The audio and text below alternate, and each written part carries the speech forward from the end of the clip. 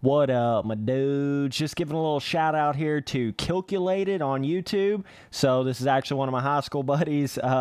He's just started his YouTube channel, trying to get it going. I know it's really tough to make it when you're small on YouTube, so just trying to give that little helping hand, just doing something nice for somebody here. So yeah, I'll leave a link down below in the description to his channel, or you can just type in Calculated on YouTube. Go give him a sub. I'll never tell you to sub to my channel, but I might tell you to sub to somebody else's channel. You know what I'm saying, Doc? So, it's just really hard to make it on YouTube when you don't have a high enough sub count from the start. God, I've been there before, you know what I'm saying? So, just trying to help somebody out here. Tell him who sent you. You know what it is, boys. Okay, so we got the best bike in Supercross 3. Now, this is actually quite interesting with this game because I really feel like this is a cool, different sort of thing they've done with this game, where they've really seemed to make each individual different bike in the game really feel different from one another. I mean, they did feel different in some of the other Milestone games, but I just really feel like in this game they've taken that aspect to another level, because each bike really, really feels different in this game to me. So they all have their own attributes, they all have their own strengths and weaknesses, right? But I do still think we have a bit of a clear winner here, okay? And it's basically, just jack that up a little bit. I'll kind of show you what I'm talking about here in a second. And of course, everybody's going to have their own opinion on this. It's kind of to each their own. Everybody's got their own play style. Everybody's got their own way they like to ride. And I'm not trying to say you can't love this other bike, because some of them are better in other ways. But I think the one attribute, the one aspect that always comes above everything else, just rack my nutsack right there, the one attribute to any of these motocross games, whether it's MX Simulator or Reflex or just about any of these arcade motocross games out here, the one attribute, when you go down through there and look at all the stats of the bike, where it's like top speed, handling, braking power, acceleration, whatever, all the little stats to the bike, right? The one thing that always seems to stand above and beyond everything else, especially in like a Supercross game, is going to be bottom end power. I mean, that's really, that attribute in itself is just about going to outweigh anything else that you could possibly have in the game. What I'm getting at is, like, if something's a little slightly worse handling, but it's got better low-end power than something, it's got more low-end horsepower, and you're going to be able to hit a better jump out of a corner, that's going to be way better than having that little bit of extra, handling, or that little bit better braking power or whatever. You see what I'm saying? And I'm not sure what every single little attribute of every bike in this game is, and I'm not going to sit here and pretend like I know, you know what I'm saying? But I have had quite a bit extensive, wow, I just literally blew that tough block down, blew the tough block down. But what I will say, God, it's really hard to focus on hitting some of these bigger lines in this game while you're trying to talk. Good God, bro. I was scooting on this track last night, though, so there's a couple lines on this track, specifically on this SX Compound 7 right here, that you really have to have. You have got to have that bottom end power to be able to hit some of these triple ends out of corners and quad ends out of corners. And the thing about a Supercross track is, if you're not able to hit one of the rhythms, you're pretty much not going to be competitive. You know what I mean? At the high, I'm talking about the high competitive level. I'm not sitting here saying you can't do fairly decent, like in a random online lobby with one of these other bikes, because you definitely can, but it's just, once you start getting to that super level where everybody's a little bit more on that pro level in this game, they're trying, really sweating on it a little bit, then it all kind of funnels into everybody's going to figure out what the best bike is in the game, and then basically everybody's going to run that. So what I've noticed thus far in the game, just about everybody is leaning towards the Honda 250, the CRF 250, right? I mean, the CRF 450, my bad. I don't really know which one's the fastest on the 250 or which one's the best on the 250. I just know just about everybody that I've seen thus far that's really, like, doing these breakneck fast laps, and really, like, hardcore dudes that I see in there every single night racing, just about all of them are leaning towards the Honda, it seems like. So that's the bigger line right there I was trying to hit. And then you got this one, where you can jump quad all the way to that table there, and you have to have low end power to do that. You have to. Like, there's some bikes in this game, you literally just can't hit those jumps.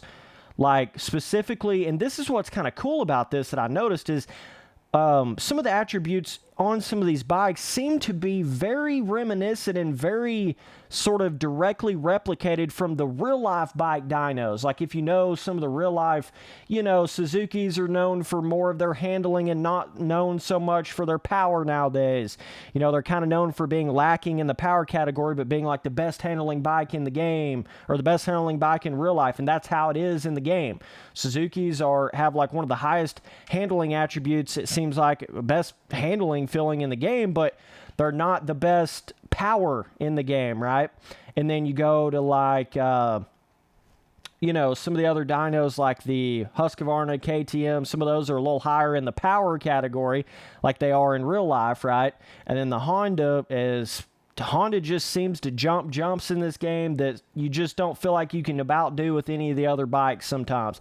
The Honda, to me, that's the one bike in this game that I've gotten that weird little, almost like there's a turbo on the bike. You'll get a little squirt of extra power all of a sudden, like you hit the NOS button randomly on the Honda that I don't really notice on any other bike in this game. So I think that attribute about it alone is what's really making a lot of people sort of funnel into using this bike right here specifically. There's that quad in out of that corner.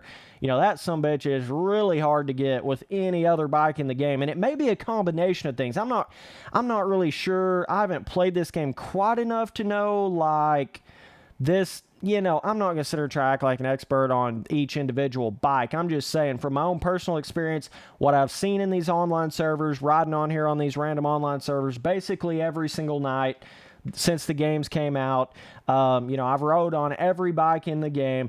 It just seems like everybody is sort of leaning towards the Honda on the 450. It just seems like that for whatever reason. So I don't know if it's like a combination of good handling and good power, right? There might be a bike in the game that's got more power than the Honda. I'm not really sure, but it's just a combination of everything. It just seems like that one bike, everybody seems to be running at the top level. But like I said, you still see people winning races on a Suzuki or winning races on a KTM or whatnot, right? And I can go in there and win a random online race on a Yamaha. It's not like you can't run the other bikes. It's not like they're so far off, but it's just, you start getting a little more hardcore into the game and you start kind of racing with the dudes that are really trying, really trying in this game to hit every single big line perfectly every lap. Just about every single one of them dudes you're going to see riding red on here. So that just kind of seems like what is going on with it right now. So I'll get on a different bike here in just a second, try to kind of explain. I mean, them lines are hard to hit even on the Honda sometimes, right? So you just imagine if a bike had a little less power than this, it would be basically impossible to hit a lot of those lines.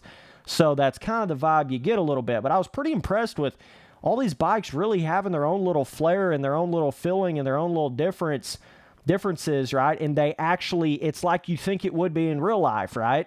So you hop on that Suzuki, it doesn't have quite the power, but it has better handling, just like you would think in real life.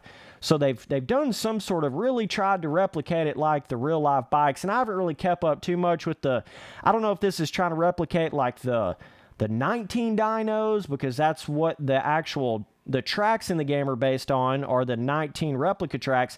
I'm not sure if it's trying to replicate the 19 dynos or the 2020 dynos or the 18 dyno. I have no idea, and I haven't really even kept up with a lot of the new dynos, like the 2020, shootouts and dynos and stuff, but I got a pretty good idea on how it's been from like 15 to 19, right? I've got a fairly decent idea on how the 450s and the 250s have been in real life. So I'm just saying, everything kind of is adding up to that. You know how the KTM and Huskies kind of been pretty good, like power band, linear, got some top end power. That kind of feels like it is here in this game as well.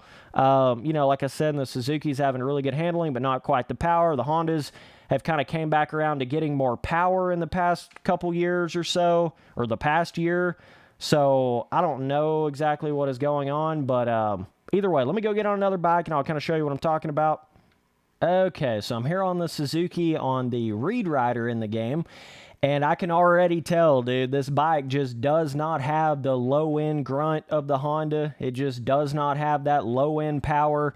I mean, you can just feel it right away. This bike feels more nimble, though. I was telling you the Suzuki had like a lot better handling. It almost feels like you're on a 250, like nimbleness-wise on the RM 450. So it's got a really, really cool. You can turn the bike really sharp. It's just kind of going where you think it should go in areas and stuff. But when you get in these specific instances right here where you're really trying to get power out of a corner, I mean, I literally can't do it.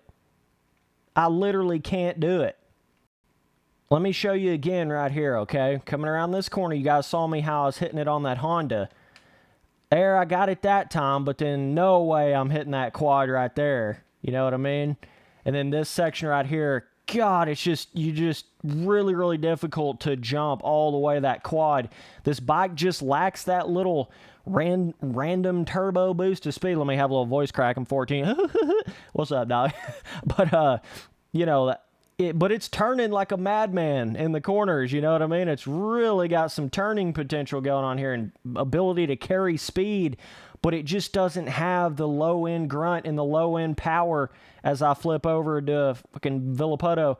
It just doesn't have the low-end power, dog. I'm telling you, like, especially on these Supercross tracks, all it takes is something being just a little bit slower, at a low-end power level. All it takes is it just being a little bit slower than one of the other bikes, and then you not being able to hit the two of the rhythms on this track that are super important for getting fast laps and racing and all that. And there's a lot of sections, so that's what makes this game a lot different than like the first few Supercross games and some of the other milestone games. These tracks and the way the inertia of the bike is and the way the lines are and the skill gap and how you really have to get speed out of a corner. The way the tracks are designed, you really have to huck the bike, have the perfect amount of speed to barely be able to hit some of these triple ends. It really makes it to where certain bikes that are particularly higher up in those certain, low-end power categories really, really stand out in this game. And that's really what is seeming to be making like a clear favorite. I mean, I cannot hit that quad into that table right there on this Suzuki. I can't do it. Literally cannot do it. No matter how I hit that corner, in that aspect alone, it's hard to have any other attribute in the game really make up for that. You understand what I'm saying?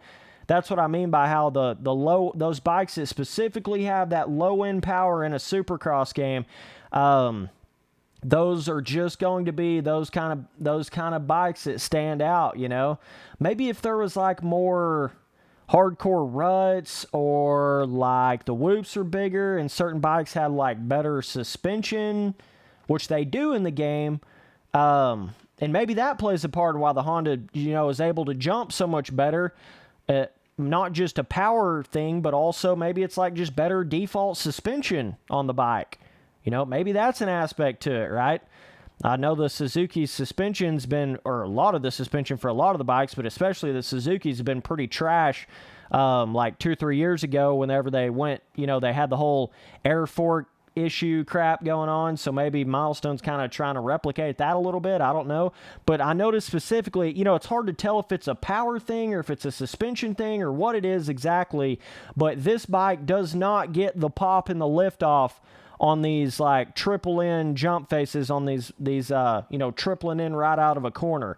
I don't know if it's the power aspect of it. I don't know what it is, but this bike just does not want to get up over some of these jumps, Like, good God, I just can't do it. I mean, that's about as perfect as you could possibly hit that corner and the most amount of momentum and speed you could possibly carry out of that corner, and this bike just couldn't do it. Whereas the Honda, I can do it damn near every lap when I'm really sitting there focusing while I'm doing it, right? So that's kind of an aspect to it there, And obviously the gearing's going to make a difference. That's another little thing, I personally like to run the short gearing for especially these little SX training tracks that are damn near like a arena cross style track. They're real tight 1-to-1 scale. I really like the short gearing for pretty much all the Supercross tracks in this game. Then I go to like the normal default medium gearing for the motocross track. So, yeah, that's about where I'm at on that side of it. That's going to make a difference, too, if you don't, like, go in there and actually adjust your gearing in the game. You know, if you're, like, riding on a Suzuki with default medium gearing, you ain't even going to be able to think about hitting this jump right here at all, period, right? It's hard enough to do it on a Suzuki with the short gearing. So, you know, you're just barely getting the power as it is anyways. So either way, appreciate you guys watching all the videos. Definitely let me know down in the comments what you guys think, like what bike's better with what or whatever.